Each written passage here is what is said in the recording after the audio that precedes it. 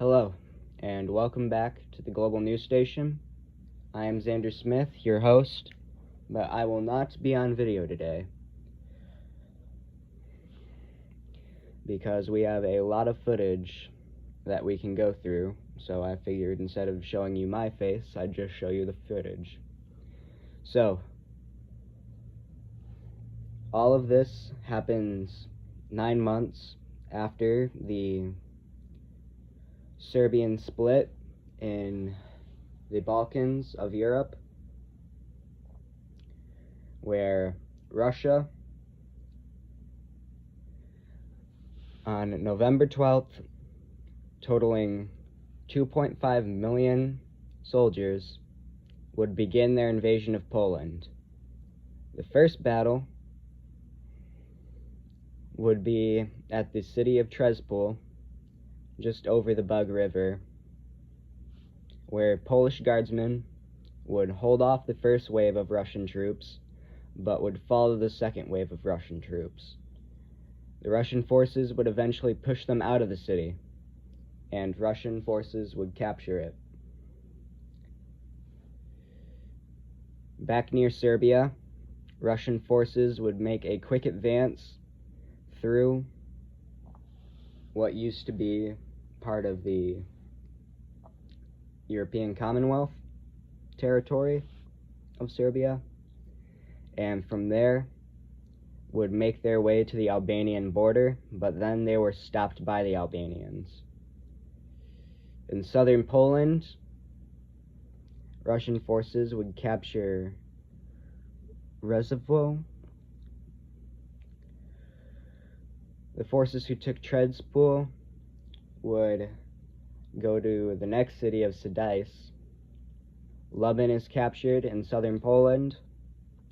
The Battle of Siedlce is a very short battle that would see major street fighting between the Russian forces and the Polish guardsmen. The Russian forces would end up defeating the Polish guardsmen and establish the road to Warsaw. The Battle of Sarajevo is rather short for the size of the city, but Russian forces bomb out most of the city before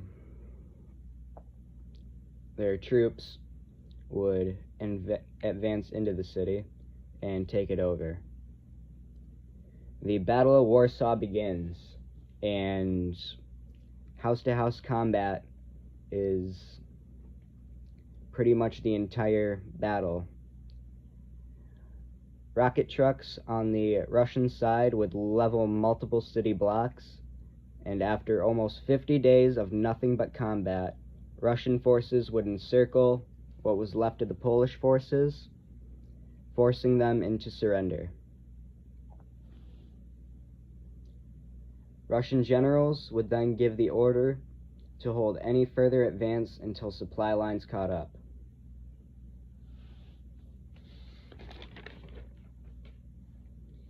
Let's get into the rest of the world.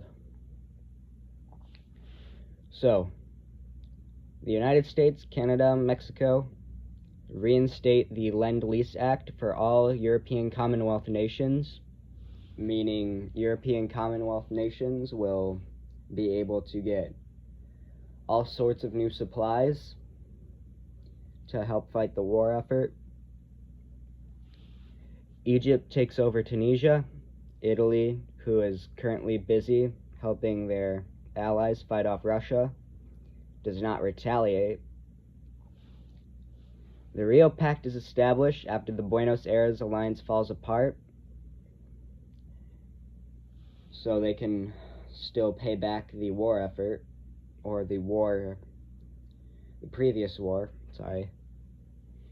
and Russian submarines are deployed into the Baltic Sea to cut off Polish supply lines and destroy any ships that may have supplies or troops.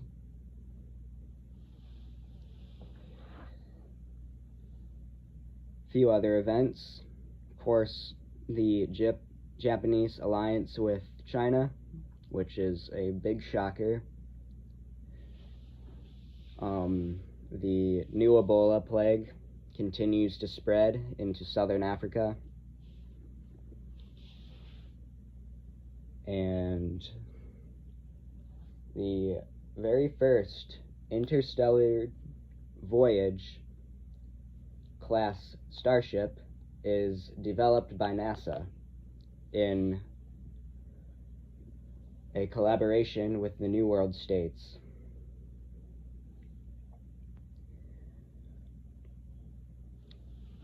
So, that is all I have for this episode of Global Politics on the Dawn of War Armageddon.